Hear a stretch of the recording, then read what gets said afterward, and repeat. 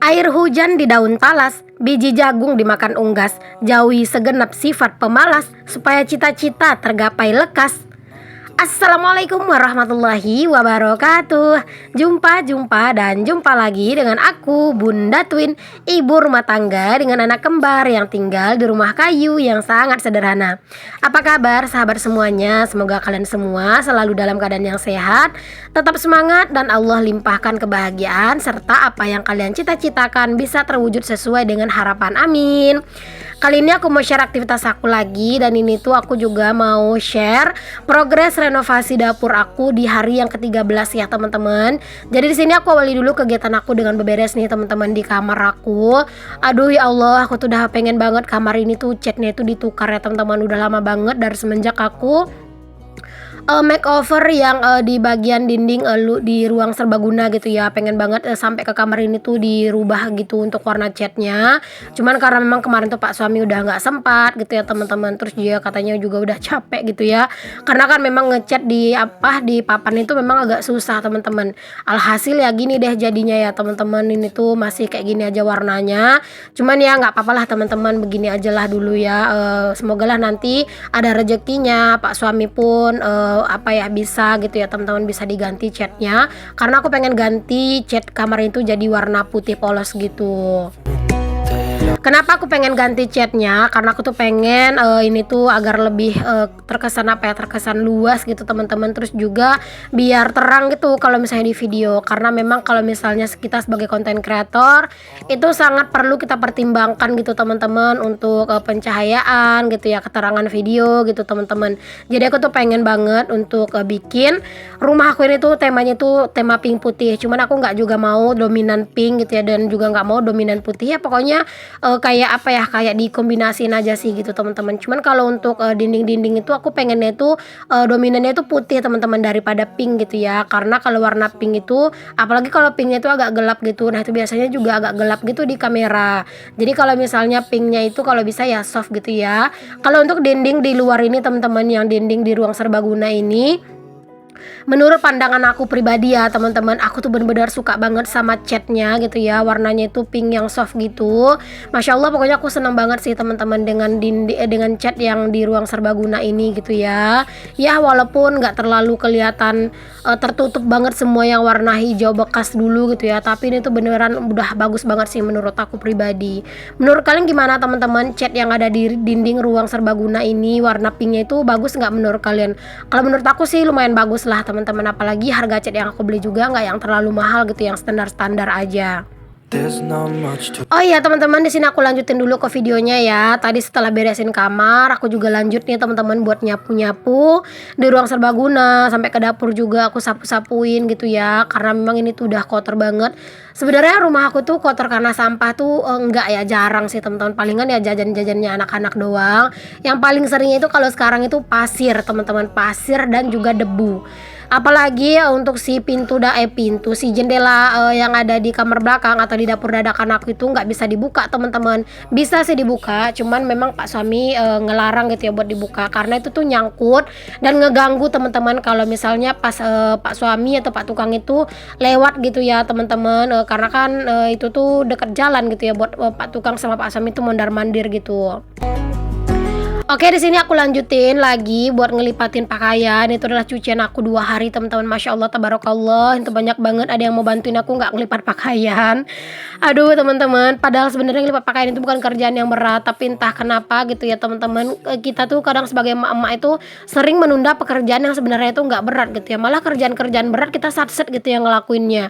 Padahal ya kalau ngelipat pakaian itu sambil nonton TV, sambil nonton HP gitu ya, atau sambil nonton video di handphone gitu, itu juga bakalan bisa kita kerjain. Tapi entah kenapa untuk memulainya itu memang agak lumayan rada berat gitu ya. Tapi ya walaupun ini tuh agak berat, tapi pasti kita akan selalu mengusahakan gitu ya teman-teman untuk kerjainnya gitu ya. Cepat atau lambat pasti bakal dikerjain juga gitu. Nah, di saat aku lagi ngelipat pakaian ini kan anak-anak nggak ada ya teman-teman, karena anak-anak itu main di luar. Pokoknya sekarang itu semenjak aku itu renovasi dapur, anak-anak itu bebas ya teman-teman, nggak bebas banget sih. Maksudnya anak-anak itu sering banget gitu loh teman-teman main di luar gitu ya. Cuman ya tetap dalam pantauan. Kalau misalnya mereka tuh main di halaman atau main di pasir ya aku biarin aja, nggak apa-apa, jorok-jorok juga ntar mandi gitu. Tapi ya paling biasanya aku suka ngebiarin mereka keluar itu di dekat-dekat jam mau mandi gitu teman-teman. Kalau misalnya sore itu biasanya bangun mereka tidur gitu kan, terus nanti mereka itu nonton TV sebentar gitu. Nah biasanya udah jam setengah empatan atau habis asar gitu teman-teman, mereka itu keluar, ya udah aku biarin aja karena ya biar aja jorok gitu kan, karena kan gak lama juga bakalan mandi kayak gitu ya, biar anak-anak itu sekarang itu nggak suntuk lah teman-teman di rumah terus gitu kan. Kalau sebelumnya kan di rumah terus gitu ya, aku kurung gitu kan. Kalau sekarang itu karena memang Pak suami kan kerjanya itu di sini gitu ya, jadi pas anak-anak main di luar ya aku tuh bisa minta tolong ke Pak suami buat pantau-pantau anak-anak. Jadi Pak suami juga nggak keberatan kok teman-teman. Pak suami tuh bilang udah kamu kerjain aja kerjaan kamu, kalau anak-anak biar aku yang liatin. Nanti kalau misalnya anak-anak udah mulai hilang dari pandangan Pak suami bakalan manggil aku gitu teman-teman. Jadi ya pas aku beraktivitas kayak gini dalam rumah ya anak-anak dipantau gitu sama Pak suami di luar rumah gitu. Tapi anak-anak itu bukan tipe anak-anak yang kalau misalnya udah keluar itu langsung kabur kemana-mana tuh, enggak sih teman-teman. Palingan mereka tuh mainnya ya dekat-dekat rumah sih gitu teman-teman. Kadang itu kalau misalnya ada temennya ya ke belakang rumah, karena kan di belakang rumah itu ada anak kecil juga gitu, atau yang di samping rumah gitu ya, atau di pasir gitu mainnya. Dan terkadang itu kalau misalnya mereka itu main di luar kayak gitu teman-teman, ya aku pakein sendal, tapi tiba-tiba sendalnya itu udah kelempar kemana-mana gitu ya. Kayaknya anak-anak itu nggak terlalu betah dipakai sendal lama-lama gitu teman-teman. Tapi kalau misalnya mau pergi gitu ya, misalnya mau pergi keluar walaupun naik motor ke warung, itu anak-anak itu selalu minta sendal gitu loh teman-teman. Mungkin karena udah aku biasain gitu ya, kalau kemana-mana itu selalu pakai sendal.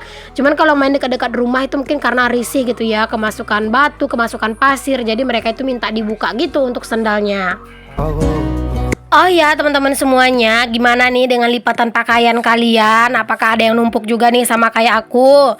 Ayo teman-teman, aku temenin kalian untuk lipat pakaian juga. Oke, di sini aku udah beres ngelipatin pakaian. Kayaknya kalau di video itu enak banget gitu ya, ngelihatnya cepet banget gitu ya teman-teman. Tapi kalau aslinya mah lama gitu ya. Dan di sini aku lanjut aja buat susunin pakaian-pakaian aku ke dalam lemari biar nggak berantakan lagi. Kadang kalau misalnya aku ngelipat pakaian itu kadang aku nggak videoin secara keseluruhan gitu ya teman-teman. Kadang itu ya suka aku matiin dulu kameranya gitu sebentar. Karena kalau aku videoin full semuanya itu kadang itu bisa setengah jam gitu teman-teman, cuman buat durasi ini yang lipat pakaian, dan itu kan bener-bener kayak terlalu panjang menurut aku gitu ya. Jadi kadang itu suka aku potong-potong dulu, dan pun kalau misalnya aku masukin ke video itu aku percepat palingan dalam satu angle gitu, cuman 1 menit gitu teman-teman aku bikinnya gitu ya, karena takutnya kalian bosen gitu ngelihatnya. Jadi kalau aku ngelipat pakaian tuh sering banget aku cepetin banget gitu ya videonya. Oke, di sini lipatan pakaian aku udah beres. Di sini aku ke dapur dadakan ya. Di sini aku namain dapur dadakan aja. Nah, sini aku mau turunin air ini yang ada di dalam kukusan. Itu yang aku masak tadi malam ya, teman-teman. Jadi pagi ini kan udah dingin gitu ya. Kalau tadi malam itu pas habis masak nggak aku langsung turunin karena kan tuh masih panas. Takutnya kalau aku nekat angkat gitu ya, terus nanti kalau misalnya tumpah kesiram aku kan aduh beneran nggak kebayang gitu ya. Jadi biasanya kalau aku ngerebus air, aku biarin dulu sampai dingin baru nanti aku turunin. Kalaupun tumpah nanti kan airnya udah dingin gitu. Dan di sini aku lanjutin buat ngeluarin nasi dari dalam magicom. Jadi nanti ini tuh mau aku rendam dulu sebelum aku masak nasi lagi. Jadi ya sebelum masak nasi lagi aku rendam dulu teman-teman ya, biar isi nasi yang ada di dalam magicom itu biar lunak. Ini sebenarnya nggak ada kerak sih teman-teman, cuman adalah nasi yang menempel gitu di dalam periuk si magicomnya. Dan sekarang aku mau lanjut ngopi nih teman-teman. Jadi mumpung anak-anak itu diawasin sama Pak suami di luar, aku tuh mau curi-curi kesempatan ya buat aku itu me time teman-teman, ngopi sambil nonton video ya, video-video kesukaan aku lah gitu.